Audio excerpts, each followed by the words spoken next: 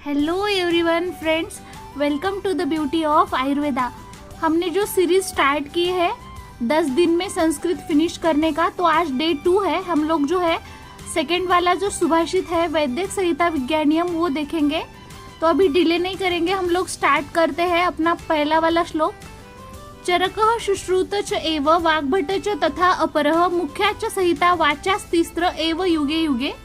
तो देखो यहाँ पे क्या बोला गया है, चरक, सुश्रुत और वाग्भट, ये जो मेन 3 संहिता है, मुख्याच संहिता है मतलब मेन संहिता बोला गया है। वाचास्तिस्त्र एवं युगे युगे मतलब हर युग में इसको वाचा का मतलब होता है पढ़ा जाता है। चरक संहिता, सुश्रुत संहिता, वाग्भट संहिता अशा 3 युगातील 3 मुख्य संहिता आहेत। सेकंड श्लोक है फ्रेंड, अतः मैत्री परः पुण्यम आयुर्वेद पुनर्वसुः शिष्येभ्यो दत्तवान षडभ्यः सर्वभूत अनुकंपया। यहाँ पे बोला गया है जो मैत्री पर पुनर्वसु है। देखो फ्रेंड्स, ऐसे पढ़ना है, मैत्री पर जो पुनर्वसु है मतलब बहुत दयावान जो पुनर्वसु है। पुण्यम आयुर्वेद, जो पुण्य ऐसा आयुर्वेद है। षडभ्य शिष्यभ्यो दत्तवान मतलब उसके जो षड मतलब 6 जो शिष्य है उसको उन्होंने आयुर्वेद पूरा सिखाया है। सर्वभूत अनुकंपया मतलब सर्व प्राणी मात्रा के ऊपर जो भी प्राणी है उनके ऊपर उनका बहुत ज्यादा लगाव था, प्रेम था। इसी वजह से उन्होंने अपना पूरा आयुर्वेद का जो भी नॉलेज है वो अपने 6 जो शिष्य है उनको दिया है। मैत्री परायण पुनर्वसू ने सर्व प्राणी मात्रेंवरील दयेसाठी पुण्यकारक आयुर्वेद आपल्या 6 शिष्यांना शिकवला। नेक्स्ट श्लोक देखेंगे, अग्निवेश च भेल च जतुकर्णः पराशरः हारित क्षार पानिश्च जगृहुस्तेन मुनेर्वचः। इसका मतलब है जो अग्निवेश ने ये 6 जो शिष्य को बताया था आयुर्वेद का नॉलेज, तो उनके नाम यहाँ पे दिए गए हैं। देखो, अग्निवेश है, उसके बाद भेल, जतुकर्ण है, पराशर है, हारित, क्षारपानी। ये जो 6 शिष्य है उन्होंने क्या किया है, मुनेर्वचः मतलब मुनिनी, जो भी अपने यहाँ पे बताया गया था पुनर्वसु जो मुनि है उन्होंने जो भी वचः मतलब बताया है, उपदेश किया है। जगृत हुत्तत मतलब इसका मतलब है कि उन्होंने अच्छे से उनको ग्रहण किया है। अग्निवेश, भेल, जतुकर्ण, पराशर, हारित, क्षारपानी हे 6 शिष्य होत, त्यांनी मुनींचा तो उपदेश योग्य प्रकारे ग्रहण केला। नेक्स्ट श्लोक दिया है फ्रेंड, बुद्धेः विशेष तत्र आसीत न उपदेश अंतरः मुनेः तंत्रस्य कर्ता प्रथमम अग्निवेश यत अभवत। इसका मतलब है जो अग्निवेश है बुद्धि विशेष मतलब उसकी बुद्धि पहले से ही बहुत ज्यादा मतलब बोलते हैं सबसे होशियार था वो। तत्र आसित न उपदेश अंतर मुने मतलब मुनि ने वो बच्चों में कुछ अंतर नहीं किया था। जो बाकी के जो 5 थे उनको भी वही पढ़ाया था जो अग्निवेश को पढ़ाया था। फिर भी तंत्र से करता प्रथमम अग्निवेश यत अभवत मतलब वो विशेष बुद्धि वाला था, इस वजह से जो वैदिक शास्त्र है उसका वो प्रणेता बन गया। प्रथम जो बोला है यहाँ पे, प्रथम जो प्रणेता है वो बन गया है।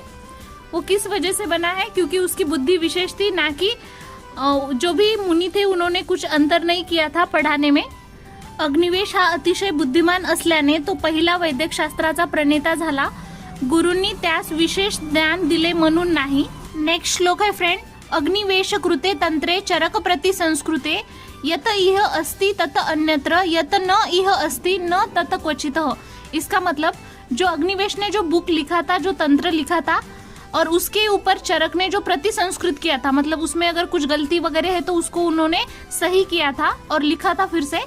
यत यह अस्ति तत अन्यत्र यत न यह अस्ति न तत क्वचित। इसका मतलब है जो इस बुक में है तो वो सभी मार्केट के जितने बुक अवेलेबल है वो सब में है, लेकिन अगर कोई पॉइंट इसमें नहीं मिलता है तो वो किसी भी बुक में नहीं मिलता है। इसका मतलब ये बुक सबसे श्रेष्ठ इन्होंने बताया गया है यहाँ पे। अग्निवेशाने लिहिलेल्या आणि चरकने संस्कार केलेल्या संहितेमधून जे ज्ञान मिळते ते इतर वैदिक संहितामधूनही मिळते, पण जे ज्ञान चरक संहितेमधून मिळत नाही ते इतर कोणतेही संहितेमधून मिळत नाही। नेक्स्ट श्लोक देखते हैं, यदि चरकम अधिते तत ध्रुवम शुश्रुत आदि प्राणी गदित गदानाम नाम मात्रे अपि बाह्यः अतः चरक विहीन प्रक्रियायाम अखिन्न किम इव खलु करोतु व्याधितानाम वराकः।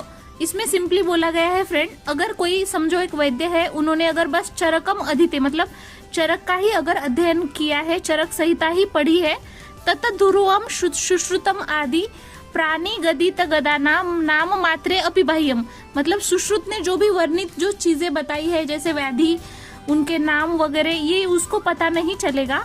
और अतः चरक विहीन, अगर उसने चरक को छोड़ के प्रक्रियायाम अखिन्नम किम इव खलु करोति व्याधितानाम वराकह, मतलब चरक छोड़ के बाकी जो सुश्रुत संहिता वगैरह है उनको बहुत श्रम से भी पढ़ा है तो भी उनको चरक में जो सिंपल चीजें हैं, कोई जो व्याधि उन्होंने जो बताए गए हैं उनका नाम भी पता नहीं चलेगा।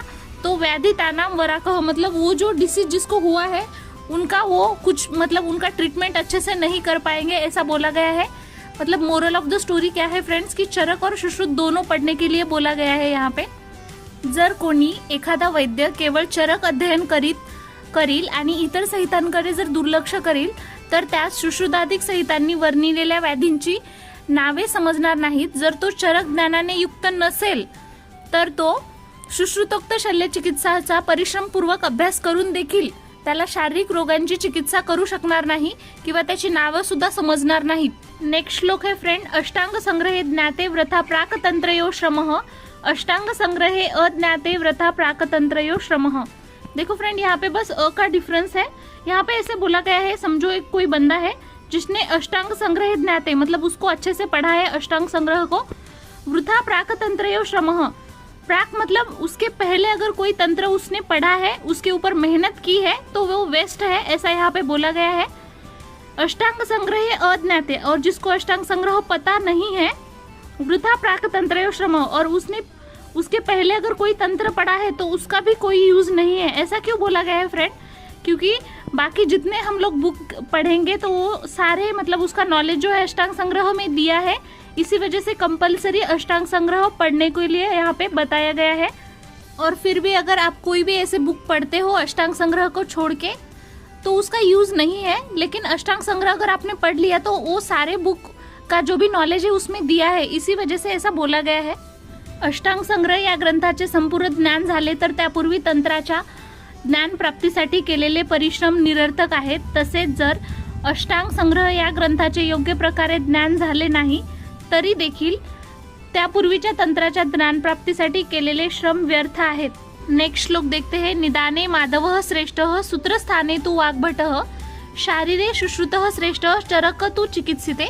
यहाँ पे अगर हमें निदान करना है तो माधव निदान सबसे श्रेष्ठ बताया गया है और वाग्भट का सूत्रस्थान सबसे श्रेष्ठ बताया गया है। शारीर के लिए, शारीर वर्ण के लिए सुश्रुत का श्रेष्ठ बताया गया है और चिकित्सा अगर करनी है तो चरक संहिता सबसे श्रेष्ठ बताई गई है।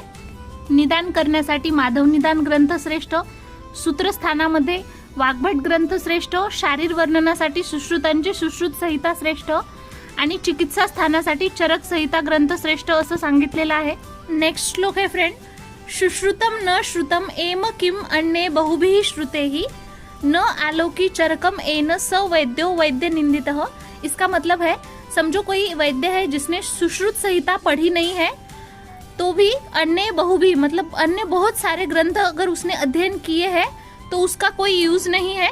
अन्य अगर कितने भी बुक उसने पढ़े हुए हैं तो भी उसका कोई यूज नहीं है, ऐसा यहाँ पे बोला गया है। नेक्स्ट लाइन में बोला गया है, न आलोकी चरकम एन स वैद्यो वैद्य निंदितः, और जिसने चरक अध्ययन नहीं किया है उस वैद्य को बाकी जो विद्वान लोग हैं उसको निंदा उड़ाते उसकी या फिर उसके ऊपर हंसते हैं, ऐसा यहाँ पे बोला गया है।